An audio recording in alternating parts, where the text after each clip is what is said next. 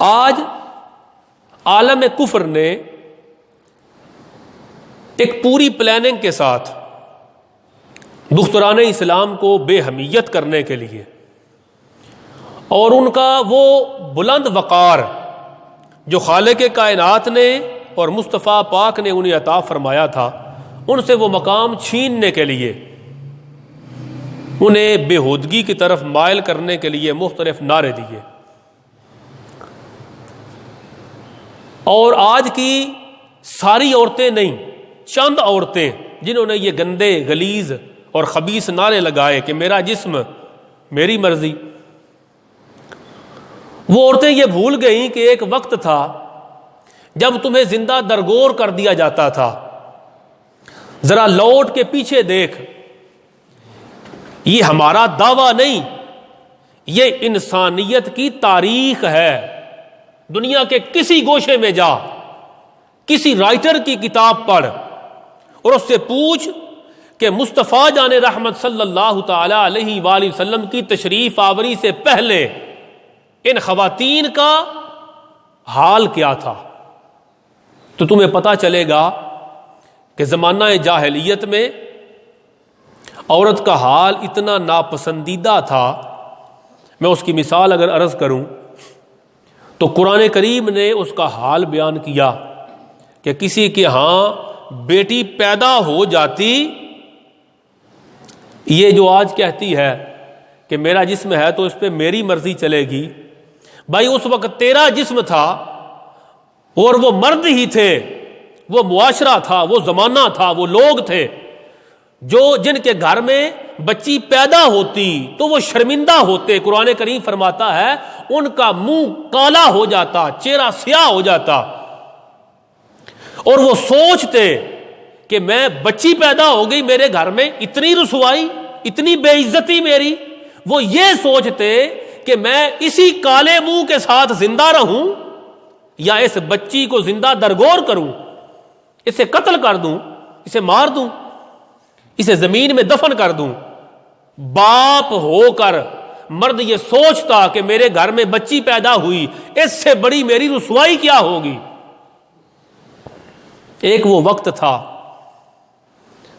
جب مصطفیٰ جان رحمت دنیا میں جلوہ افروز نہیں ہوئے تھے، جب دین اسلام دنیا میں جلوہ افروز نہیں ہوا تھا، جب اسلام کی نورانی کرنوں سے یہ جہان منور اور ذو فشاں نہیں ہوا تھا۔ ذرا سوچ اس وقت تیرا عورت حال کیا تھا۔ یہ عورت جو پاؤں کی جوتی تھی، اس عورت کے قدموں کے نیچے مصطفیٰ جان رحمت نے جنت کو رکھ دیا۔ وہ عورت جسے زندہ درگور کر دیا جاتا تھا، اس عورت کے قدموں میں اس مرد کی جنت کو رکھا۔ اس عورت کو وہ عزت کس نے دی؟ وہ مقام کس نے دیا؟ وہ وقار کس نے دیا؟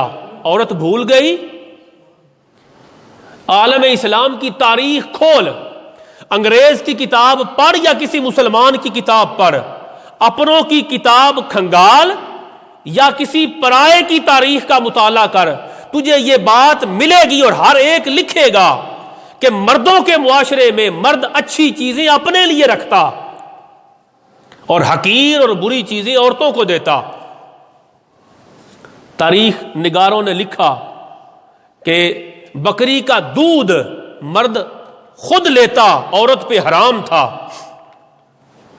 کیونکہ وہ اچھی چیز ہے، عورت دودھ نہیں پی سکتی تھی۔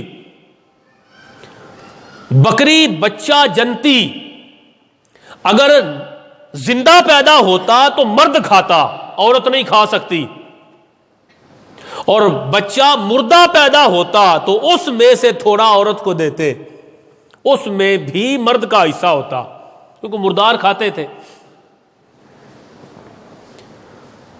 بکری بچہ جنتی اور وہ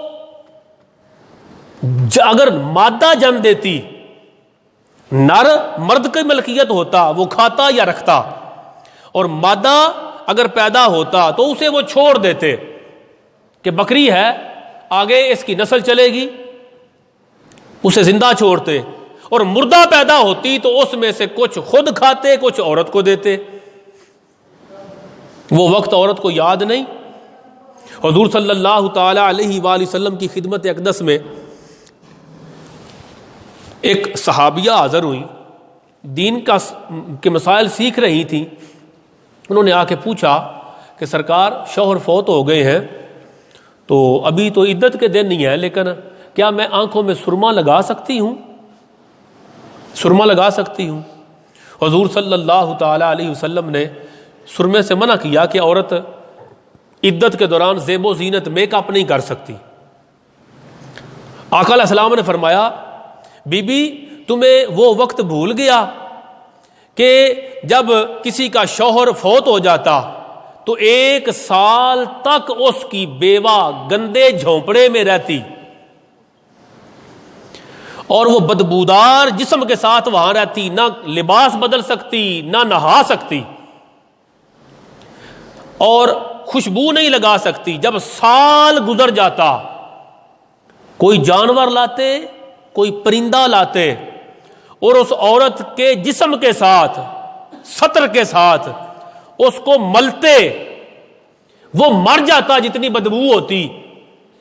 پھر اس عورت کے ہاتھ میں مینگنیاں دیتے, پھر وہ مینگنیاں لے کے اپنے سر سے پیچھے کی طرف گراتی تو پھر اس گندی جھونپڑی سے سال کے بعد نکل کے آتی, نہا کے لباس پہن کے دوبارہ اپنی زندگی شروع کرتی.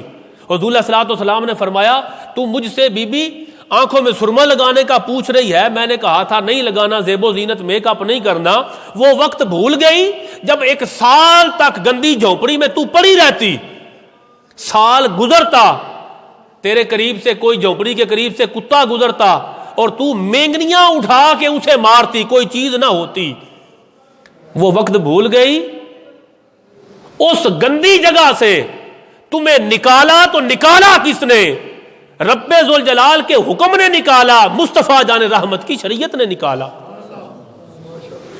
عورت کیا تو بھول گئی زمانہ جاہلیت میں جب تجھے مینسز آ جاتے, ماہواری آ جاتی تو تجھے اپنے کمرے سے جدا کر دیا جاتا, تیری رہائش علیحدہ کر دی جاتی. اسے مینسز آ گئے, ماہواری آ گئی, حیض آ گیا.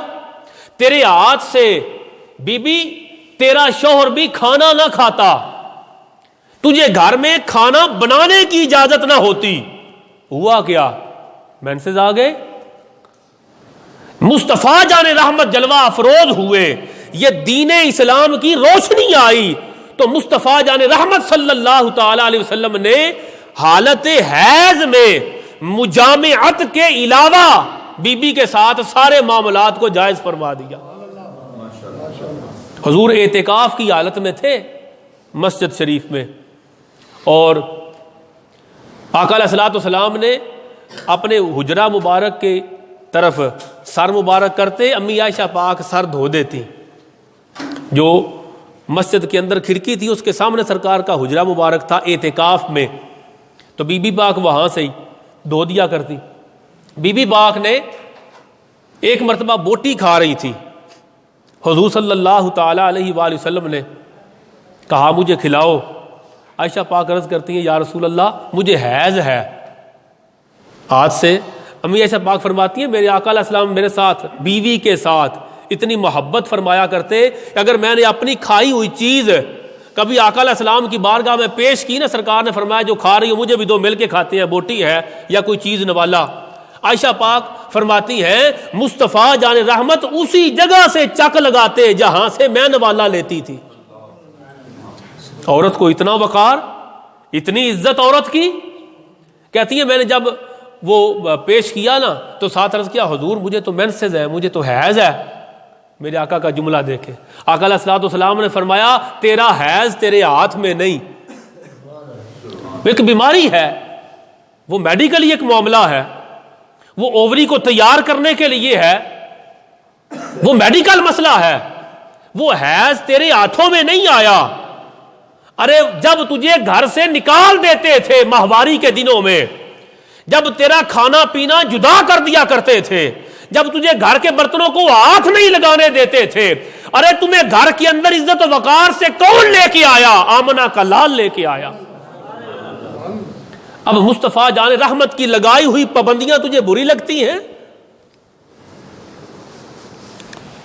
یاد کر عورت وہ وقت جب ماں کو، باپ کو، بوڑھے ماں باپ کو منڈیوں میں بیچ آیا کرتے تھے، سوتیلی ماں کے ساتھ نکاح کرتے تھے، نکاح کے لیے پسند نہ آئے تو اسے گھر میں نکرانی بنا کے رکھتے تھے، وہ نہ ہو تو اس ماں کو، سوتیلی ماں کو بھی بیچ آتے تھے۔ ارے جس ماں کو، سگی ماں کو بیچ آتے، ارے سگی ماں کو بیچنے والے معاشرے میں جب مصطفیٰ جان رحمت کے قدم لگے، ان قدموں کی برکت سے اللہ نے اس عورت کے قدموں کے نیچے بھی جنت کو رکھ دیا۔ ارے جسے زندہ درگور کرتے تھے، جس عورت کو پاؤں کی جوتی سمجھتے تھے، اس عورت کے قدموں کے نیچے جنت کو کس نے سجایا؟ اس شریعت والے رب ذوالجلال نے سجایا، اس مصطفیٰ جان رحمت کے وجود مسعود نے سنایا۔ اب تو کہتی ہے کہ میرا جسم ہے، یہ میری مرضی ہے۔ ارے یہ اگر تیرا جسم ہوتا تو تجھے اختیار ہوتا، جب چاہے تو خودکشی کر۔ تیرا جسم ہے، تو چاہے تو گلا اپنا گھونٹ لے، مگر نہ تجھے قانون ملک کا اجازت دیتا ہے خودکشی کرنے کی، نہ تمہیں رب کا قانون اجازت دیتا ہے خودکشی کرنے کی۔ وجہ سادہ ہے کہ یہ تیرا جسم تیرا ہے نہیں، یہ تملیک تیری نہیں، یہ جسم تیری ملکیت نہیں، یہ تملیک اب بھی رب ذوالجلال کی ہے، اور تجھے تھوڑے وقت کے لیے نفع دینے کے لیے بھیجا ہے۔ یہ جسم تجھے نفع دینے کے لیے دیا